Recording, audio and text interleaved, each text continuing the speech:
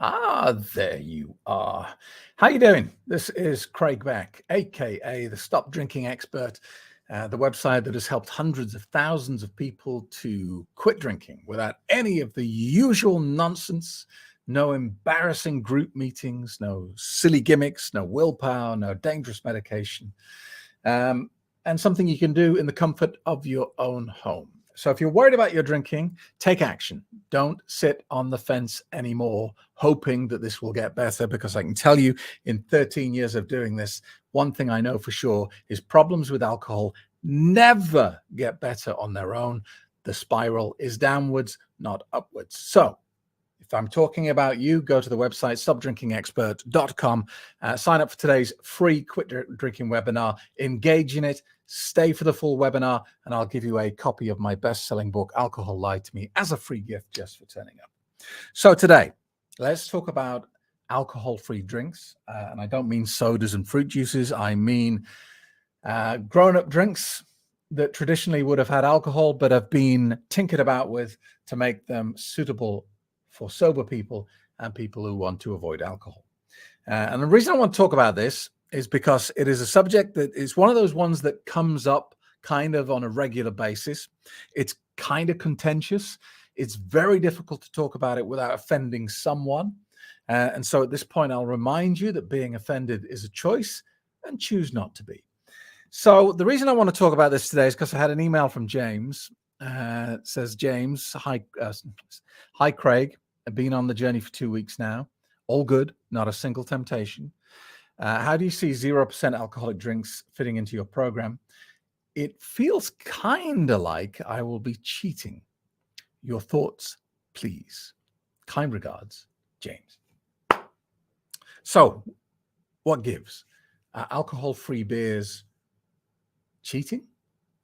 And opinions will vary on this. And I think what makes this a contentious issue is the fact that they're not alcohol-free.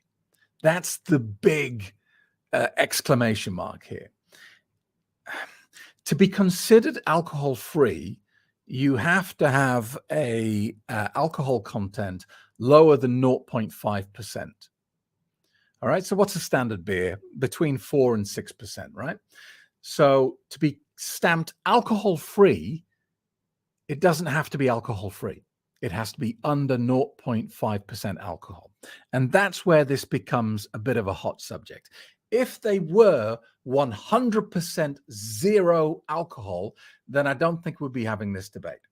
And a lot of people say that 0.5% is enough to reawaken the evil clown. It's enough to act as a trigger. And I buy that. I can get that. And I think that's why it's a very individual thing. And I don't want to give you my opinion as though it's fact. Like what I'm saying is this is how it goes and it's never any different. The truth is, alcohol-free beers will be a trigger for some people. Which people? Well, that's the problem. You don't know who until they drink it. For me, they're not. I don't know why, but they're just not. And for a lot of people, they're not. I occasionally have an alcohol-free beer.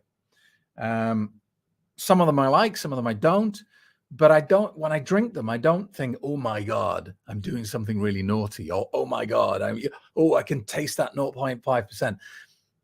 I can't taste any alcohol in them at all. Like I don't get the slightest hint. I don't get the slightest buzz. Or it's not, I don't have one and then immediately go and try and have another one. Or I don't find myself thinking about non-alcoholic beers all the time.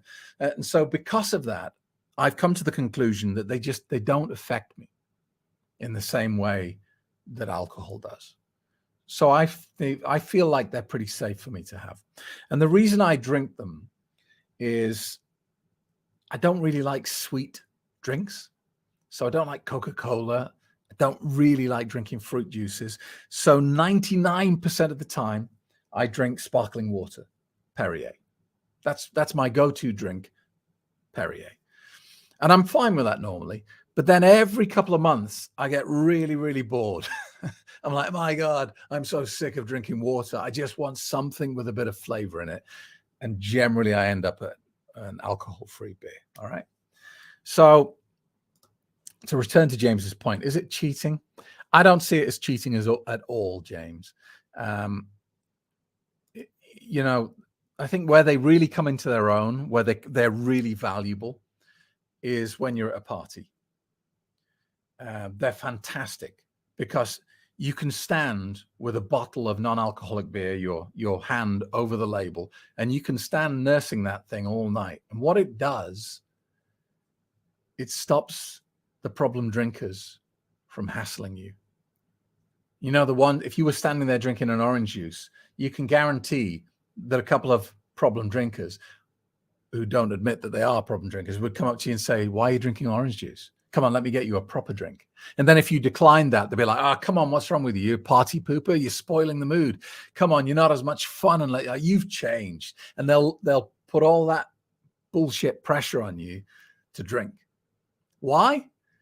Because your act of raising your standards has highlighted their low standards, and you are causing them psychological pain, even as though they don't understand what's going on.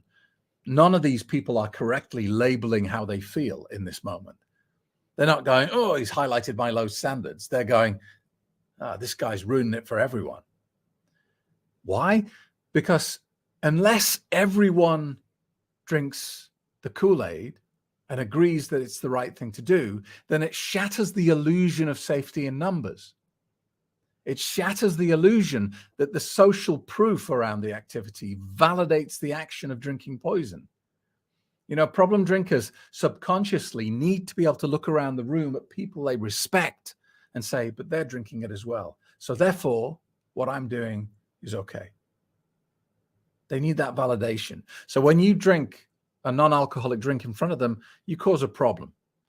And of course, they could join you in an orange juice, but that's much more difficult. They're more likely, because it is human nature, to take the path of least resistance and drag you back down to their level.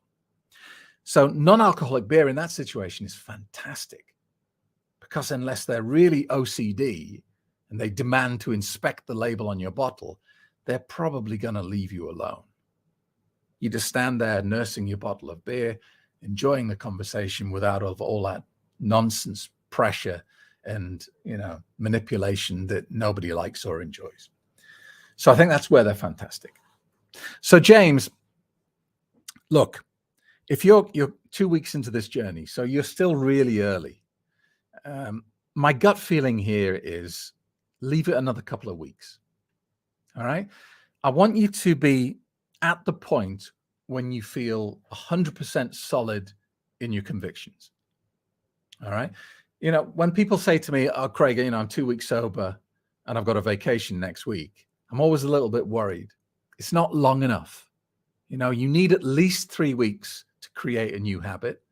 You need a good month really just to feel comfortable in that new routine. So James, don't touch any alcohol-free beers or spirits or wines for the first month. And then ask yourself the question, how confident do I feel? How solid in my sobriety do I feel? And if you're at 95 to 100%, have an alcohol-free beer and see how you feel. But just have one and see how you feel. Did it trigger anything? Did it make you crave another one? After that first one, did you start thinking about having another one? Or was one enough to quench your thirst? And if you're in a similar situation to me where it's not a problem, then knock yourself out, have an occasional alcohol-free beer. But if you find that you get into a routine of having 5 or 6 a night, every night, and your fridge is now full of the things, then you've got to start asking yourself a question about whether your relationship with this substance is natural. Yeah?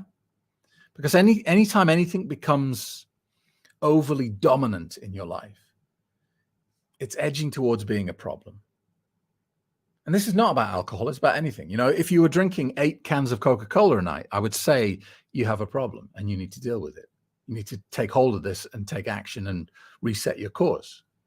If you were, eating a 12-inch pizza every single night of the week because you just loved it so much, I'd say, look, this is not good for you. This is out of balance. you need to make a little correction on your course there.